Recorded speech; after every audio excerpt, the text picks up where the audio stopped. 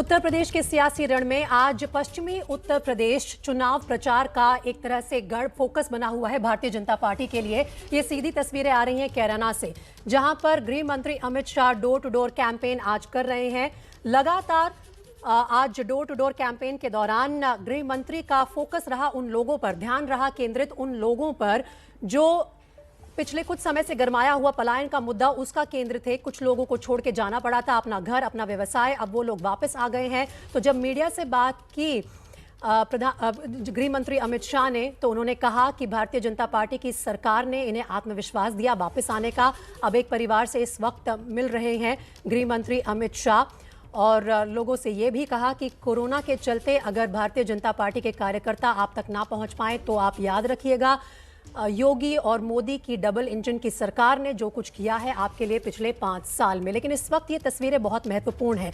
अमित शाह को भारतीय जनता पार्टी का चाणक्य कहा जाता है। रणनीति तैयार करने के लिए चुनाव के दौरान उनसे बेहतर शायद कोई नहीं है और आज वो खुद पहुंचे हैं डोर टू डोर कैंपेन के लिए। लोगों का आज किस तरह से क्या रुख है इस चुनाव से पहले, उस पर ध्यान दे रहे हैं, उसे भांपने की कोशिश कर रहे हैं। हम सीधा अपने रिपोर्टर्स के पास चलते हैं। आज पश्चिमी यूपी पर फोकस है सबका, लेकिन साथ साथ बाकी बड़े नेता भी उत्तर प्रदेश के कहां कहां कैंपेन कर रहे हैं वो भी आपको बता देंगे। अलीगढ़ से अंकित गुप्ता मेरे साथ जुड़ रहे हैं, मेरठ से मनोज्ञा लोईवाल है, मुरादाबाद से उबैदुर रहमान और नोएडा में हमारे सहयोगी पंकज झा भी मौजूद हैं हमारे साथ स्टूडियो में लाइव। लेकिन मैं सबसे पहले मनोज्ञा आपके पास आना चाहती हूँ। आज अगर हम मेरठ की बात करें तो वहां पर भारतीय जनता पार्टी के कैंपेन के बारे में आप हमें बताइए। डोर टू डोर कैंपेन इस वक्त सभी की जरूरत बन गया है क्योंकि बड़ी चुनावी रैलियों पर अभी भी रोक लगी हुई है। प्रीति, जैसा पंकज कह रहे थे, ये बात बिल्कुल सही है कि अमित शाह ने कैराना ही क्यों चुना है। पश्चिम उत्तर प्रदेश में बहुत सारे जिले हैं, बहुत सारे इलाके हैं, लेकिन कैराना एक ऐसी सीट है, शामली जिले की सीट है। ये मेरठ से सटा हुआ जिला है, बहुत ज़्यादा पुराना जिला भी नहीं है। लेकिन अगर इस सीट की बात करें तो यहाँ 3,85,000 वोटर हैं, जबकि 1,45,000 मुसलमान समुदाय से वोटर हैं। और ये बखूबी जानती है बीजेपी की पिछली 2 बार विधानसभा में हार चुकी है। मृगांका सिंह 2 बार की हारी हुई उम्मीदवार हैं, लेकिन आज यहीं से अपना कैंपेन शुरू करके ध्रुवीकरण की बात को एक कदम आगे बढ़ाया जा रहा है। वहीं दूसरी ओर नाहिद हसन अभी पुलिस की हिरासत में है, जो कि अभी वर्तमान के विधायक हैं, लेकिन उनकी बहन ने कल पर्चा भरा है, इकरा हसन ने, जो लंदन से लौटी थी अपने भाई के प्रचार के लिए, लेकिन अब प्रचार के साथ साथ उम्मीदवार भी बन गई हैं, इंडिपेंडेंट उम्मीदवार। बीजेपी ये जानती है कि अभी घर घर जाकर लोगों से मिलना, बात करना संभव है भी और नहीं भी, क्योंकि जब बड़े बड़े कद्दावर नेता सड़कों पर उतरते हैं तो भीड़ हो जाती है और उल्लंघन हो जाता है कोविड के नॉर्म्स का। ऐसे में बड़ी बात यह कि अब क्या अपने कार्यकर्ताओं के साथ ही आगे बढ़ा जाएगा। आज कई बैठक है शामली जिले के बाद, अब इसके बाद कैराना में बैठक के बाद गृह मंत्री मेरठ आएंगे, उसके साथ साथ आसपास के जिलों के लोगों के साथ बैठक भी करेंगे। पश्चिमी उत्तर प्रदेश का उन्हें इंचार्ज तो बनाया गया है, लेकिन पार्टी ये भी जानती है कि किसान आंदोलन को हटाया नहीं जा सकता है। और ये एक इतना बड़ा मुद्दा था जिसमें ठीक 1 साल पहले पिछले 26 जनवरी को जो तस्वीर पूरे देश ने देखी थी, लाल किले से लेकर बाकी सारी गतिविधियों को देखा गया था। और आज किसान आंदोलन को अगर डिफ्यूज किया गया है, माफी मांगी है जिसके लिए प्रधानमंत्री नरेंद्र मोदी ने, क्या उसका कितना असर होगा। बीजेपी इस पर भी धीरे धीरे, यानी कि ट्रेडिंग वेरी कॉशियसली कहते हैं जिसको अंग्रेजी में, वो कर रही है। लेकिन मनोज्ञा, एक और गौरतलब बात यह है कि पलायन का मुद्दा अगर फिर से गरमाने की कोशिश की जा रही है तो क्या जो किसान का मुद्दा आप याद दिला रही हैं उससे कहीं ना कहीं पीछे छोड़ने की भी कोशिश हो रही है यहाँ पे, कि लोगों को वो कटु यादें फिर से सामने ना आए, उस पर पानी फेर दिया जाए। मैं आपके साथ चर्चा करूंगी आगे, लेकिन एक बार अलीगढ़ का रुख कर लेते हैं। वहां से अंकित गुप्ता हमारे साथ जुड़े हुए हैं। अंकित, यहाँ खुद योगी को आना था डोर टू डोर कैंपेन करने के लिए, उनके कैंपेन से जुड़ी क्या कुछ खबरें आ रही हैं?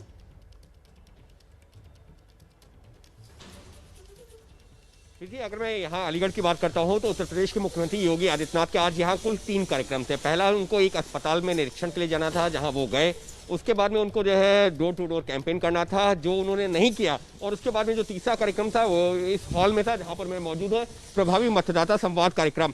यहाँ पर भी उत्तर प्रदेश के मुख्यमंत्री योगी आदित्यनाथ पहुंचे और यहाँ पर जो लोग हॉल में मौजूद थे उनसे जो है संवाद भी किया और उनके सामने बात भी रखी। लेकिन जो सबसे महत्वपूर्ण जिसके लिए जो हमारी नजरें टिकी हुई थी कि क्या डोर टू डोर कैंपेन किस तरह से करेंगे, तो वो नहीं हुआ। और जो वजह बताई गई कि खराब मौसम के चलते यहाँ पर पहुंचने में देरी हुई, लिहाजा उनका इसके बाद में जो बुलंदशहर का कार्यक्रम था, लिहाजा अगर वो डोर टू डोर कैंपेन करते तो बुलंदशहर अपने तय वक्त पर नहीं पहुंच पाते। इस वजह से डोर टू डोर कैंपेन जो है नहीं किया उन्होंने। बात की जाए योगी जब यहाँ पर पहुंचे हैं तो उन्होंने जो कार्यक्रम किए उनके जो मुख्य बातें क्या रही, अगर हमारे पास में 1 मिनट है तो मैं वो भी बता देता हूँ। जब उत्तर प्रदेश के मुख्यमंत्री योगी आदित्यनाथ अलीगढ़ पहुंचे तो जब वो अस्पताल पहुंचे तो उन्होंने वहां पर जो कोरोना प्रबंधन किया है केंद्र सरकार और राज्य सरकार ने, उसका जिक्र किया। वहां पर कोई भी राजनीतिक बात नहीं की। हालांकि हमने उनसे सवाल जरूर पूछा कि अखिलेश यादव ने चुनाव लड़ने का ऐलान कर दिया है, प्रियंका गांधी को लेकर के कई सवाल थे, लेकिन उन्होंने किसी सवाल का जवाब नहीं दिया। उसके बाद जब वो यहाँ पर पहुंचे इस हॉल में तो यहाँ पर आकर के उन्होंने जो यहाँ पर लोग मौजूद थे जिनके लिए कहा गया है कि वो प्रभावी मतदाता है, यानी कि ऐसे लोग हैं जो कि मतदाताओं पर अपना प्रभाव छोड़ सकते हैं, यहाँ पर आकर के उन्होंने राजनीतिक बयान भी दिए हैं। यहाँ पर आकर के उन्होंने बीजेपी की विकास योजनाओं का भी जिक्र किया और विपक्षियों पर हमला भी किया। साथ ही में जो गुंडे और सामाजिक आज ऐसा लग रहा है कि भारतीय जनता पार्टी का प्रचार करने के लिए तमाम बड़े नेताओं का फोकस है कि वो कहीं ना कहीं पलायन का जो मुद्दा है जो इस क्षेत्र में काफी पिछले समय से गरमाया हुआ था उस पर जिक्र किया जाए और लोगों को ये कहा जाए कि भारतीय जनता पार्टी की डबल इंजन की सरकार ने ही आपको आत्मविश्वास दिया है कि वो वापस आकर अपना व्यवसाय चलाएं, अपने घरों में सुरक्षित रहें। मैं एक बार मुरादाबाद का भी रुख कर लेती हूँ। यहाँ से हमारे साथ जुड़े हुए हैं उबैदुर रहमान।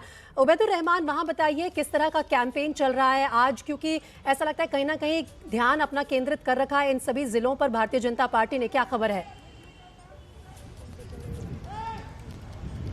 देखिए प्रीति, मैं आपको बताऊं कि जो पश्चिम उत्तर प्रदेश का मुरादाबाद मंडल है 2019 के लोकसभा चुनाव में 6 लोकसभा सीट हैं, एक भी भारतीय जनता पार्टी को नहीं मिली थी। इसी वजह से भारतीय जनता पार्टी फोकस किए हुए है। और अगर बात पूरे उत्तर प्रदेश की करें तो दोनों जो प्रमुख पार्टियां हैं, भारतीय जनता पार्टी हो या समाजवादी पार्टी हो जिसमें लड़ाई मानी जाए, दोनों के जो मुखिया हैं वो अपने अपने किलों में पहुंच चुके हैं। यानी कि अखिलेश यादव मैनपुरी से लड़ रहे हैं और गोरखपुर से योगी आदित्यनाथ। तो समझ सकते हैं कि लड़ाई कितनी पेचीदा है और कितनी टक्कर जो है कड़ी है इस बार उत्तर प्रदेश के चुनाव में, क्योंकि 2017 का भी चुनाव हमने देखा, 2014 का भी देखा, 19 का भी देखा। लेकिन इस बार जो यहाँ समीकरण है, जिस तरह से भारतीय जनता पार्टी ये चाहती है कि पश्चिमी उत्तर प्रदेश में जो मुद्दा हो चुनावी वो ध्रुवीकरण हो जाए, लेकिन समाजवादी पार्टी ये कोशिश करने में लगी हुई है कि ध्रुवीकरण ना हो। इसी वजह से जो कद्दावर मुस्लिम नेता हैं उनको नज़रअंदाज करने की बातें आई और उनके लोगों को टिकट ना देने की बातें आई। इसकी वजह से अखिलेश यादव को मुझे लग रहा है कि 2 मोर्चों पे लड़ाई लड़नी पड़ रही है।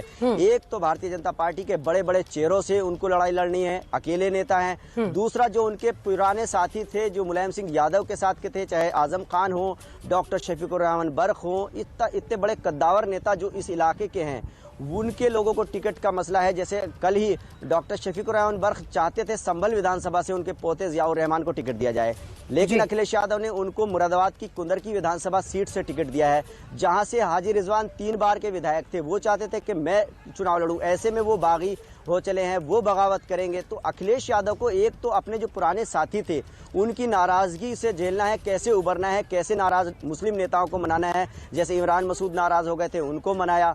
तो पश्चिम उत्तर प्रदेश के जो मुस्लिम बड़े चेहरे हैं, और जो चुनाव होता है, चुनाव में क्या होता है कि पहले चरण में क्या होता है कि विकास का मुद्दा, रोजगार का मुद्दा रहता है, लेकिन बाद में जाति और धर्म के नाम पे चुनाव आ जाता है। आपने बहुत अच्छे और सुलझे हुए तरीके से उबैदुर रहमान बता दिया है किस तरह से ये लड़ाई अब जैसे जैसे चुनाव करीब आ रहे हैं। पंकज, कहीं ना कहीं लग रहा है कि ये लड़ाई ना सिर्फ समाजवादी पार्टी और बीजेपी के बीच में है, लेकिन ये वो जो एजेंडा चलाते हैं ध्रुवीकरण वर्सेस तुष्टीकरण, ये उस पर अब धीरे धीरे ट्रैक आ रहा है प्रचार के दौरान। क्या समझते हैं आप? बिल्कुल, और यही बात है। और देखिए बड़ा टेस्टेड और बड़ा हिट फार्मूला रहा है प्रीति। तो जो फार्मूला हिट हो जाता है उसको लोग बार बार आजमाते हैं, क्योंकि उसमें कोई रिस्क फैक्टर नहीं होता है। याद करिए ना 2017 के चुनाव में जब प्रधानमंत्री नरेंद्र मोदी का वो बयान आया था शमशान बनाम कब्रिस्तान का, किसी ने सोचा था कि वो इतना बड़ा मुद्दा हो जाएगा जिसके आधार पर यूपी में विधानसभा का चुनाव हो जाएगा, पर ऐसा ही हुआ। और पश्चिमी यूपी वैसे भी फर्टाइल है। 2013 के मुजफ्फरनगर दंगों के बाद वैसे भी दोनों समुदायों के बीच, दोनों धर्म के लोगों के बीच में पहले से दीवार खींची हुई है, और उसी कमजोर कड़ी को ही बीजेपी अपना हथियार बना रही है वोट लेने के लिए। जी बिल्कुल, पंकज, मनोज्ञा, उबैदुर रहमान, अंकित गुप्ता, हमारे सारे सहयोगी लगातार हमारे साथ बने रहेंगे और इस खबर पर, भारतीय जनता पार्टी के खासतौर पर प्रचार पर पश्चिमी यूपी में हम